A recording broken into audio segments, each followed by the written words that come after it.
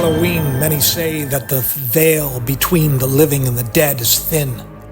So thin that you can access even the pits of hell. It's a night about witchcraft and ghosts and ghouls and trick-or-treating fools. But Halloween is more this year. At CERN, the Large Hadron Collider, the ones who coined the term the God particle, those that are entering other portals and other dimensions, well, on Halloween, they're celebrating Dark Matter Day. Not dark MAGA, like some would say, or gothic MAGA, as many would have you believe. But I'm telling you, there is a veil that is being relieved. This year on Halloween, salutation, the truth about those spooky spirits in between are going to be revealed. I think that everybody's got to know just the basics of the spirit world and how it affects you. Otherwise, life is never going to make sense. You can look at devils as these are spirits that are trying to cause you harm, which there really are out there. And actually, you've probably felt their influence a lot of times and not realized that that was what was happening to you. From a schoolboy, and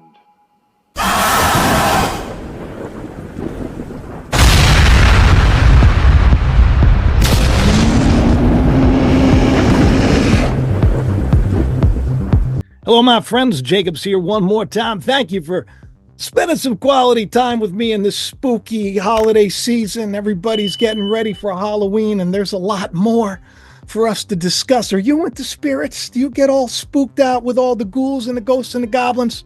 On the channel, you know that I've talked about that world because this is the battle we're in. We're in a spiritual battle. We wrestle not against principalities and powers that are literally flesh and blood, but of the spirit world. And believe it or not, I actually have somebody coming on who is a friend of mine. We've known each other for, I don't know, maybe 4 or 5 years or so. I watched one of his videos years ago on demons. And I was like, he kind of gets it.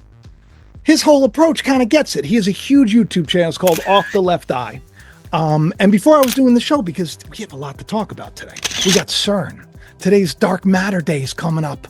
They have this huge event, Dark Matter Day, on like the darkest day of the year. Okay? How about them apples? Not only that, there's a Hindu holiday called Diwali. It's the Festival of Lights. And if you saw my last video, you remember Luce, the new Vatican mascot that was just revealed. It's all about the lights. And we know that there's a light bringer named Lucifer.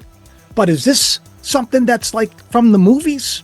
Is the spirit world really something you gotta get all freaked out about? I don't know. Is the veil lifting over this Halloween spirit season? That's why I got Curtis Childs here today from Off the Left Eye. What's up, Curtis? Say hi to everybody. Hey, everybody. What's going on? Jacob, thanks so much for having me. It's always great to see you. Excited to get to talk about all these important things. Well, listen, like if there was somebody that I understood to be into the spirit world, the video that I saw, I mean, you have like millions of views, especially on this topic. If you're the guy, you're the guy. So why are you the guy so much? Yeah, I think that everybody's got to know just the basics of the spirit world and how it affects you. Otherwise, life is never going to make sense. Now, do you think like when you the word devil or demon. I've taught about this. This is one of the things that I do on my channel. We talk, yeah. Curtis and I also talk because Curtis is very, very skilled in the scriptures as well. So we talk about this stuff. I always understood devils and demons to be spirits. Jesus said, my truth is spirit, my words are spirit, and it is truth. So my truth that I speak is a spirit of truth. So then you would have devils. They would be, is it like a spirit of deception or a spirit of lies? Is it more maniacal than that? Tell me what you consider a demon to be. Like, what is a devil? Yeah. So any one of us can become a devil. That's what you're trying to watch out for. So a devil is, there's two ways to look at it. You can look at devils as these are spirits that are trying to cause you harm, which There really are out there. And actually, you've probably felt their influence a lot of times and not realized that that was what was happening to you. How would you feel it? How would you feel it? You start to get this urge to just cut this guy off in traffic, or you ever see somebody get out of their car and start smashing someone's windshield, or you have somebody who gets enraged and shoots people up, and that's coming out of hell. Right. That's hell coming right through you. The root of what the devil is the love of dominating other human beings. And if you he's the father of all lies. Right. Yeah. So like I look at possession as something that is, people become possessed by these spirits, these devils, these demons. Can we put it in terms that people can understand? Like, could it possibly be like you believe, like people come over and they manipulate you, and then you have a bunch of lies in your head because the father of all lies creates only lies. So the demon would be the spirit of lies that the truth needs to set us free from. So how can you make people more aware of what like an evil spirit is and how to combat it? Yeah. I'm thinking of, there's a song by a band called Imagine Dragons that's called Demons. And it's talking about, the beast inside, there's nowhere we can hide. People always talk about, I've got to exercise my demons. You're talking about the kind of thoughts, the false thoughts that you have, the kind of evil desires you have that ruin your life. It's like, I got to face my demons.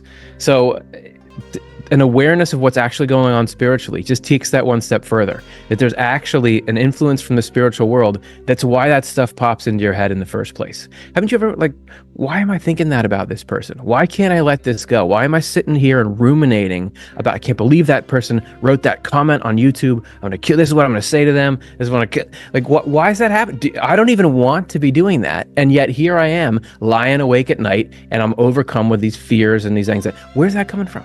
Right. So that's the demons.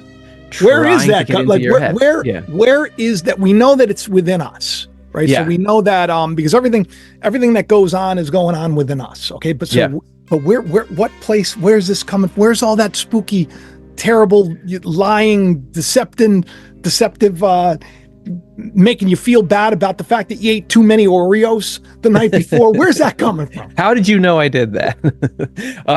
So Jacob, as I understand it, and this is something that a lot of traditions say, we have a spirit and a body.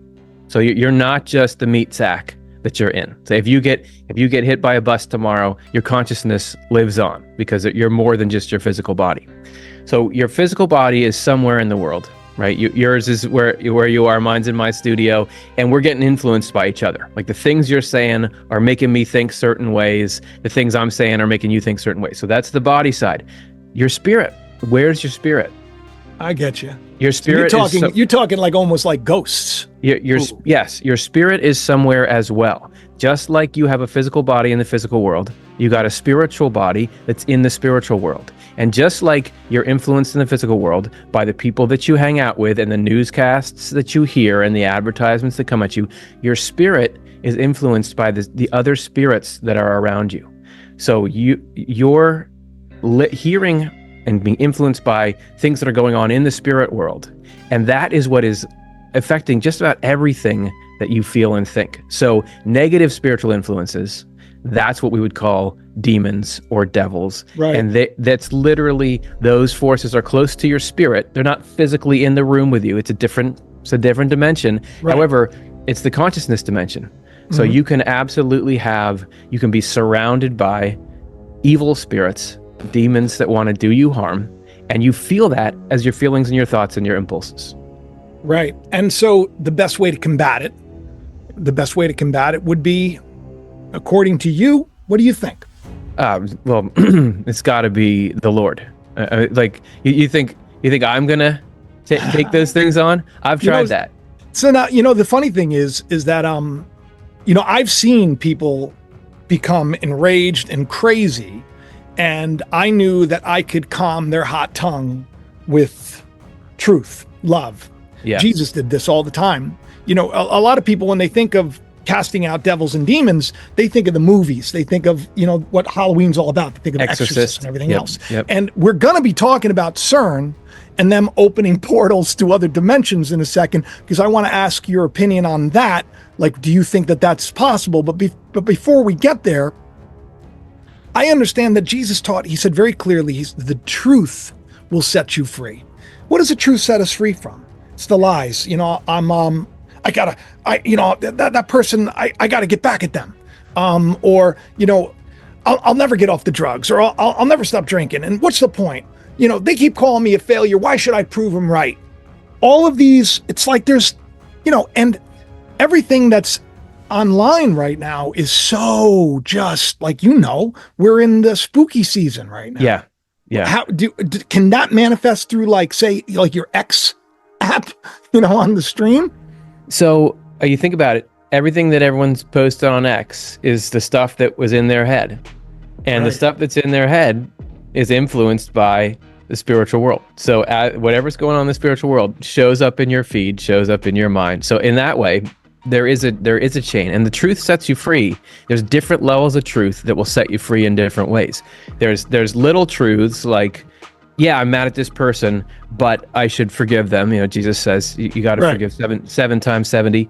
Yep. But there's bigger truths, which is, this is the level we're getting at here, which is, that's not those thoughts that are driving you to try to plot revenge against this person. To understand what it is. Those are not your thoughts. Right. To understand, I don't have, because anything that you feel like is yours, you immediately look at it differently. You embrace it, you have to explain it. But this was what changed my life, was when I was a 20-year-old guy struggling with depression, obsessive compulsive, all this stuff, and I was getting nailed by these thoughts all the time.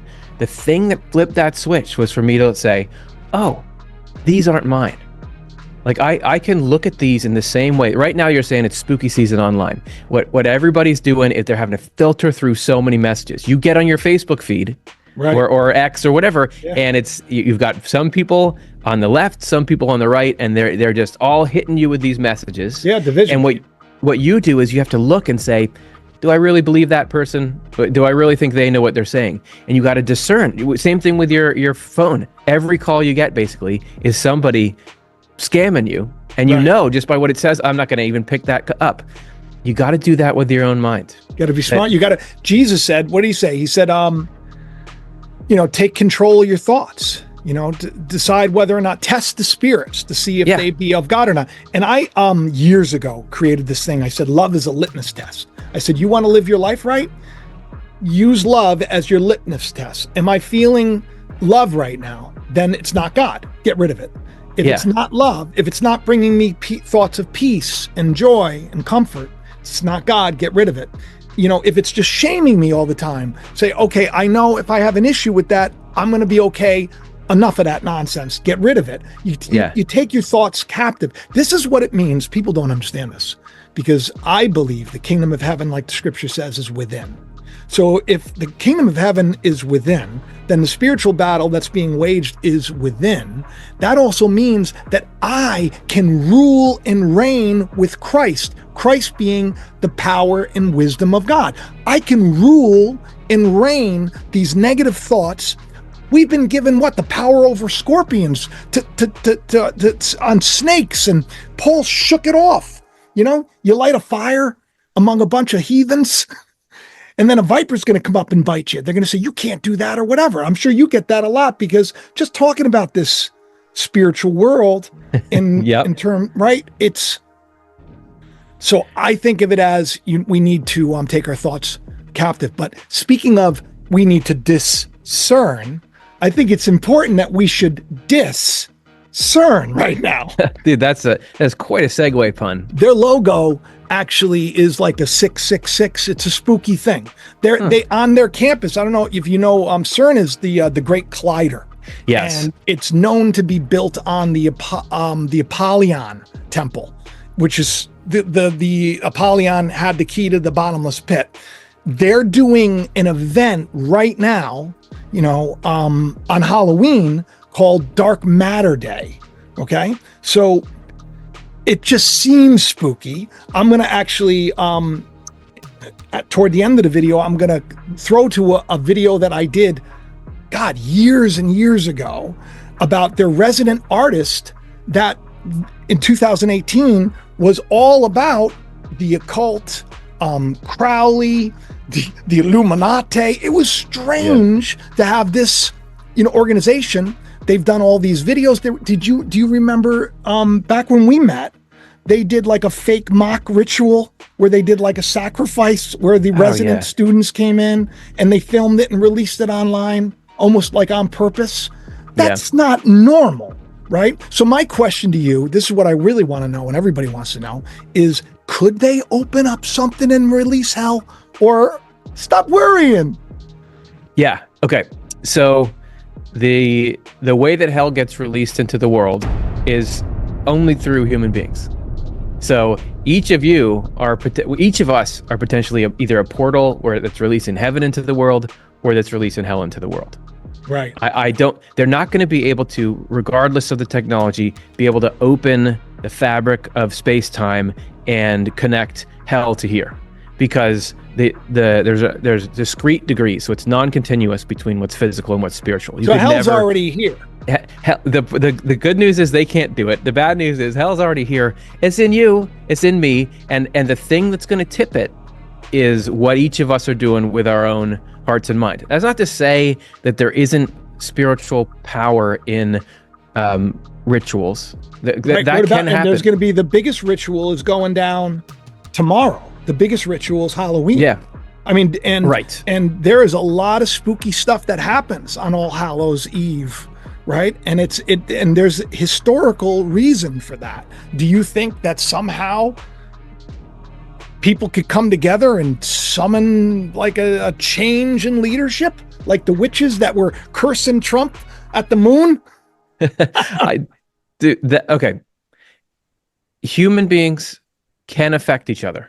Like you absolutely, and the physical world and the spiritual world, like I said, they're very connected. So what we're doing here and what they're doing there on that side, those things, when they converge, can be very powerful. As far as the details of like what they can do or can't do, I think that everybody's got a box of free will in their heart, and the free will, nobody can crack that. Even God won't crack that safe. So nobody's going to like force you to vote a certain way or something. However, like changes in consciousness on a wide scale affect sort of like the spiritual atmosphere. You think about like what people thought differently 100 years ago than they do today. It's because the nature of the general spiritual world around us changes as people change. So you can affect each other, but you can't force each other to do anything. Right now, you come from the Swedenborg organization, the foundation. What is it? What is this place? So he's like he's kind of a big time smart guy. If anything about the spiritual world and the physical world and how they intersect, if you're interested in that, you've got to know about Emanuel Swedenborg, because he was this convergence of science and spirituality and stuff before it was cool. He'd be great at CERN. They would love him at CERN. He could have got a job there if he wanted. So Swedenborg was one of the most famous, world-renowned scientists in all of Europe in mid-1700s. Was mining engineer, inventor, everything, nobleman, Renaissance person, kind of like a Leonardo da Vinci type guy. And then he started to have spiritual experiences in his 50s, and he started to write them down.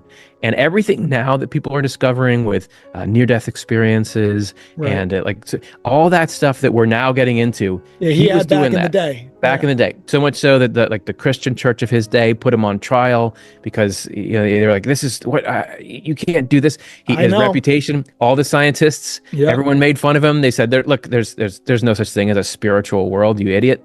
Right. So I've learned, Curtis, that a lot of people, they say that they believe in God and they say that, but they really don't, or they live their life differently, and I see people doing it all the time. Like I'll do a video and I'll talk about something that I know to be true. And I know that if they embrace it, it's going to make their life better and everything else. But because they have their ingrained idea of what they think their God is, small, right. Very small and brutal. It's I call it the Jesus Barabbas religion. It's, who do the people want? Do they want, the one that says, forgive. If they tell you to walk a mile, walk 2. If they ask for your coat, give them your gloves too. Yeah.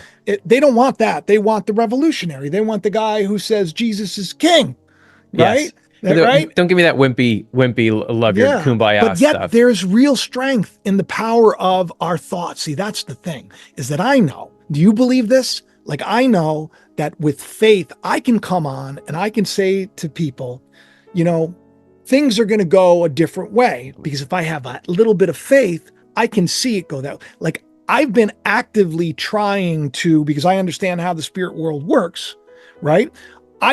My channel, I always say, don't judge the fisherman by the bait, has been to draw in people that think these things and then show them the way out, and the way to freedom, which it's always been within. We have power over our thoughts. That's why, this whole thing with CERN and everything else, they may actually be, they are literally opening up dimensions. They are creating black holes. There's a lot of spooky stuff attached to it, as I'm going to show in this video that I did. It's freaky, but in the grand scheme of things, whose world are we in? Who's in charge? Like, even if we're in a simulation, some people say we're in a simulation. Some people think, and it's an interesting thing, because the scriptures say that we're in the place of the dead, and Adam, all men die, that we're on a server, that all the data has been collected from whatever, it's been attached to AI, and now we think we're alive, but we're really AI. And then I say to people, how cool is that? We'd literally be living in the place of the dead, right? And and for thousands of years, we could be trapped in this place until one day we're set free and we're made in the image of God. Because who says that God can't influence everything? Everything is God.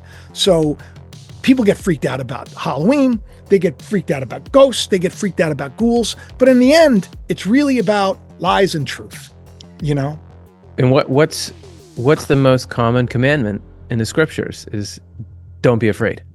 Fear not. Because fear is the tool used by hell to get you caught up in stuff that's going to lead you away from being set free. It's going to lead you away from the truth. Now, when your wife watches this, apologize for the whole simulation reference and us being on a server. I'll look. He didn't mean it. Yeah, I'm making what I'm saying is I'm making a case for the fact that if your foundation is on Christ, it doesn't matter what reality becomes. What if they find out tomorrow we are on a server? What if they find out what Stephen Hawking and Herzog said on his post-mortem thesis, where that we are a holographic universe living on the horizon of a black hole as a bunch of ones and zeros?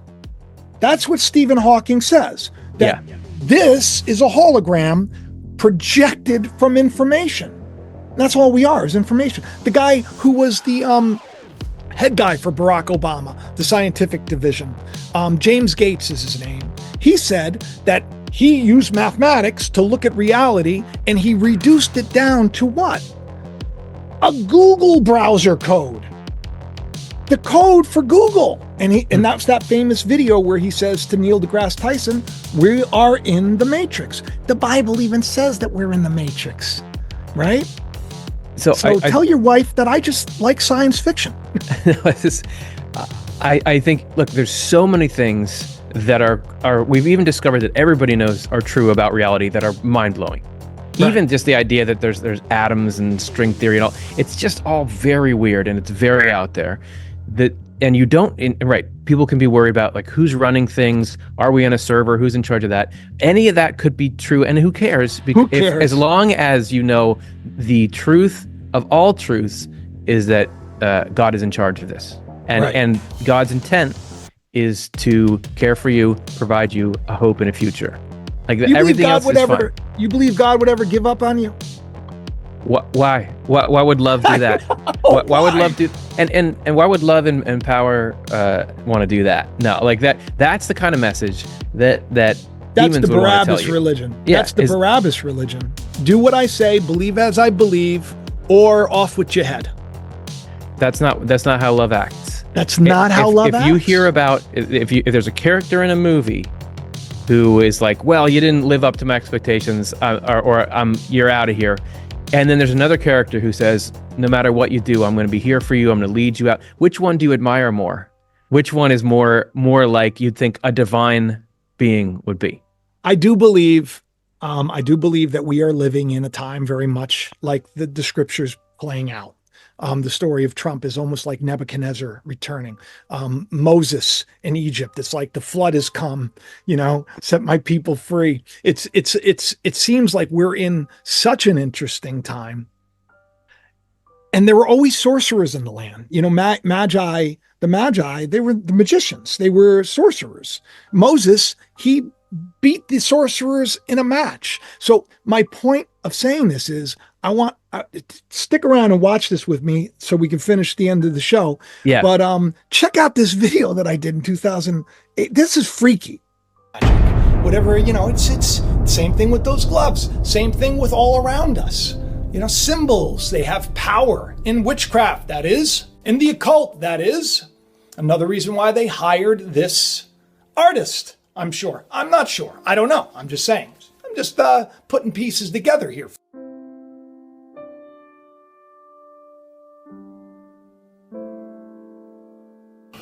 Salutation on all points of the triangle. Respect to the order. Straight away we're into the images of Crowley from a schoolboy and a youth.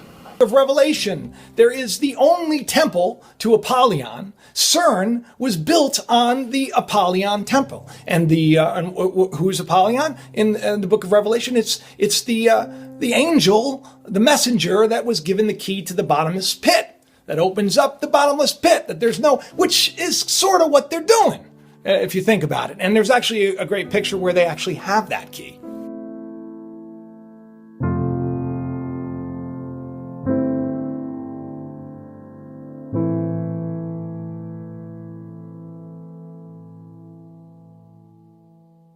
And then you factor into the fact that, just a couple of years ago, the whole world was up in arms because the visiting, scientists or students or whatever put on like a mock human sacrifice.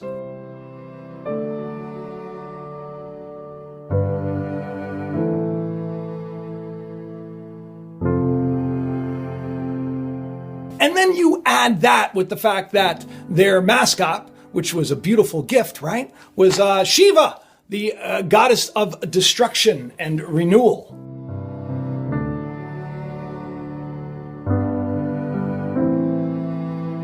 Remember that great dance they put, Symmetry, which was about a man opening up another dimension and, the collider going haywire. Next thing you know, it's wrestling with like what seems to be, some kind of a ghoulish demon.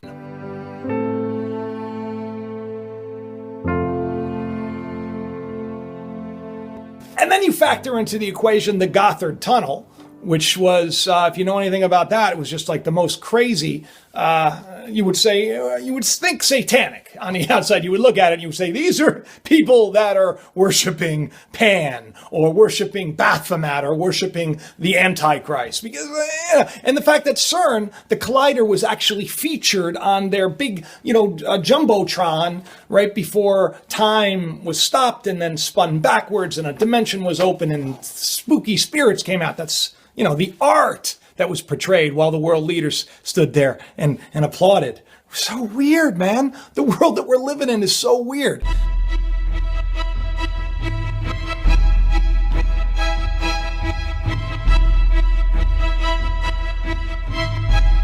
So you start to add all this stuff up and you say, well, maybe there's something to it.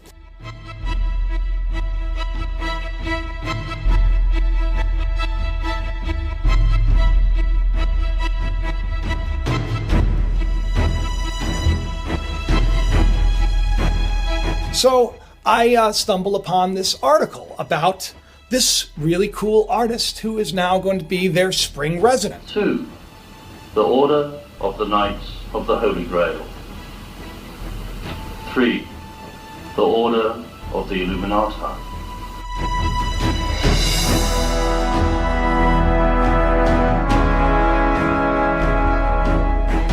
So let me read this to you, okay? CERN is the largest particle physics laboratory and home of the most powerful particle accelerator, even though they're making one that's like so much bigger. That's another thing that's crazy, but whatever. The Large Hadron Collider, LHC. Not only is CERN smashing particles together at close to the speed of light, it's also committed to exploring connections and collaborations between artists and scientists. They've been doing this a lot lately in an effort to encourage artistic curiosity and creative perspectives applied to research practices.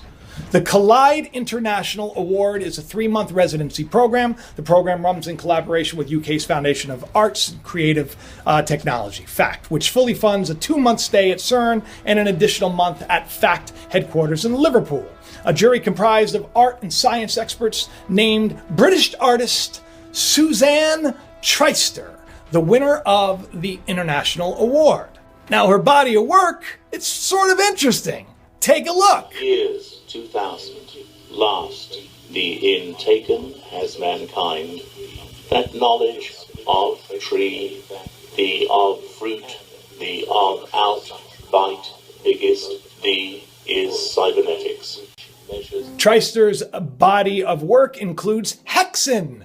Yeah, that's right, hex, and 2.0, a historical, let me read this to you. Because now I'm sure they're not into the occult at all. But, this is the artist they get. Hexen 2.0, a historical profile instantiated in a deck of tarot cards of post-World War II federal scientific research programs of mass mind control and the counterculture of grassroots resistance. Which is interesting, like March for Our Lives. I knew there was going to be a tie-in somewhere. In 1995, now get this. In 1995, because, we talk about the time travel at CERN a lot. We talked about how, actually scientifically, factually, they have actually sent data back in time. It's possible. And now that we know that gravitational waves exist, that means other dimensions exist. That means we can get into time. So they've probably already been, that's probably what the Mandela effect is about. I've done videos on that. I don't know this for a fact. I'm just an author who's putting the pieces together for all of you. You tell me. So actually in 1995, this is interesting, Suzanne Treister created the fictional alter ego Rosalind Brodsky, a delusional time traveler who believes herself to be working at the Institute of Miltronics and Advanced Time Interventionality, IMATI, in the 21st century. AMATI is an independent research institute with the government and corporate clients based in South London. Okay, consisting of drawings and interventions and a film. Yeah, I saw some of the films, but they're not occult at all either.